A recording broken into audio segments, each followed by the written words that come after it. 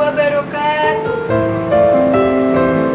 Alhamdulillahirabbil alamin wa bihi nasta'in wa ala umuri dunya waddin. Wa asyhadu an la ilaha illallah wa asyhadu anna Muhammadan abduhu wa rasuluh. Allahumma sholli ala wa sallim wa barik ala nabiyyina Muhammad wa ala alihi wa ashabihi ajma'in. Amma ba'd.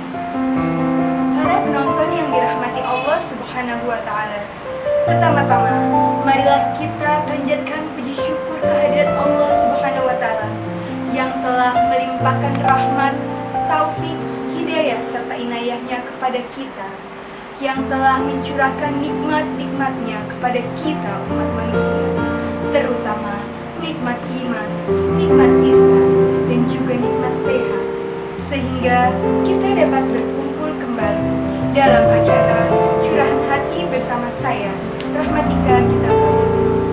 Salawat serta salam kita sanjungkan kepada junjungan Nabi besar kita, Nabi Muhammad SAW, kepada para keluarganya, para sahabatnya, dan kita sebagai umatnya sampai akhir zaman. Amin.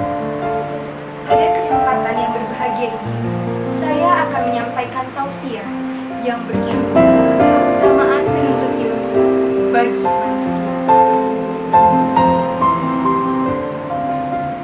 Ketahuilah saudara-saudaraku sekalian, bahwasannya menuntut ilmu adalah wajib bagi kaum muslimin dan muslimat, sebagaimana disabdakan oleh Rasulullah SAW dalam hadisnya, "Thalabul ilmi faridatan ala kulli muslimin."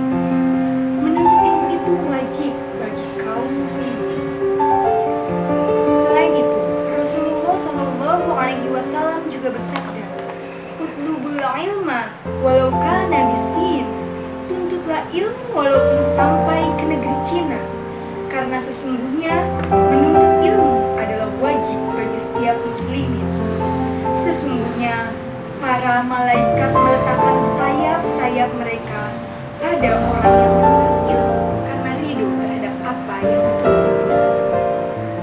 Saudara-saudara yang dirahmati Allah Subhanahu wa taala, pada dasarnya hukum menuntut ilmu itu ada dua, fardu ain dan fardu kifayah. Fardu ain adalah hukumnya wajib bagi setiap kaum muslimin dan muslimat, yakni ilmu agama, terutama yang beribadah kepada Allah Subhanahu wa taala. Ada pula fardu kifayah. Fardu kifayah adalah ilmu-ilmu yang dibutuhkan untuk menunjang urusan-urusan dunia, seperti ilmu kedokteran, ilmu jual beli, dan lain sebagainya. Dan itu, hukum menuntut ilmu juga bisa menjadi haram jika ilmu yang dipelajari dapat mendatangkan mudarat bagi kaum muslimin dan muslimat, bagi diri sendiri maupun bagi orang lain, seperti ilmu santet, ilmu hitam, ilmu sihir, dan lain sebagainya. Allah Subhanahu wa taala akan mengangkat derajat orang-orang yang beriman dan berilmu, sebagaimana firman Allah Subhanahu wa taala dalam Quran surat Al-Mujadalah ayat 11. A'udzu billahi minasyaitonir rajim. Bismillahirrahmanirrahim. Yarfa'illahu alladhina amanu minkum walladhina utul ilma darajat. Niscaya Allah Subhanahu wa taala akan mengangkat derajat orang-orang yang beriman dan berilmu beberapa derajat.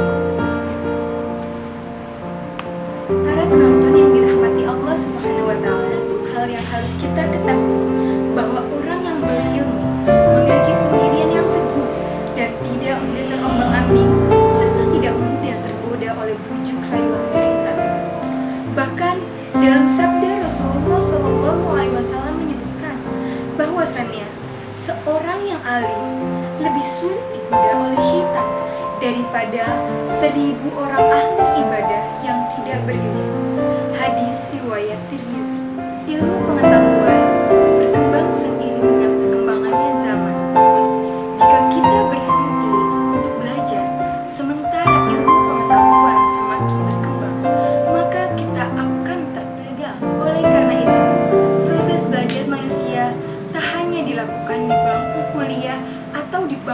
sekolah saja. Sejatinya, dunia ini adalah laboratorium pendidikan. Setiap elemennya adalah sarana untuk menambah wawasan dan menambah pengetahuan. Menuntut ilmu tak hanya dilakukan di bangku perkuliahan atau di bangku sekolah saja. Sejatinya, dunia ini adalah laboratorium pendidikan, di mana setiap elemennya merupakan sarana untuk kita menambah wawasan dan pengetahuan. Karena itulah, proses belajar seharusnya dimulai sejak kita dilahirkan sampai kita menuju liang lahat. Rasulullah Shallallahu Alaihi Wasallam bersabda, "Utlubul ilma minal mahdi ilal lahdi." Tuntutlah ilmu dari ayunan sampai ke liang lahat. Rasulullah Shallallahu Alaihi Wasallam juga bersabda, "Man aroda dunia fa'alaiha bil ilmi, wa man aroda akhirah fa'alaiha bil ilmi, man aroda huma fa'alaiha bil ilmi." Barang siapa yang menginginkan dunia, maka haruslah dengan ilmu. Barang siapa menginginkan akhirat, maka hendaklah menggunakan ilmu. Dan barang siapa menginginkan kedua-duanya, maka hendaklah pergunakan dengan ilmu. Oleh karena itulah, betapa pentingnya ilmu pengetahuan bagi kehidupan kita, baik untuk kehidupan di dunia maupun kehidupan kita di akhirat. Dan kita sebagai generasi muda harusnya dapat menginvestasikan ilmu pengetahuan kita untuk menunjang masa depan kita yang lebih baik.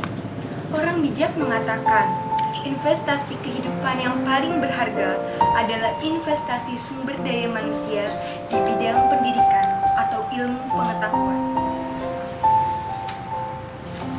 Demikianlah yang dapat saya sampaikan. Semoga bermanfaat bagi kita semua. Jika ada kekurangan, itu pasti datang dari saya sebagai manusia yang dhaif, yang tak luput dari kesalahan dan kehilafan. Dan semoga kita dapat bersua kembali dalam acara Curahan Hati pada stasiun TV dan waktu yang sama. Wabillahi taufiq wal hidayah. Wassalamualaikum warahmatullahi wabarakatuh.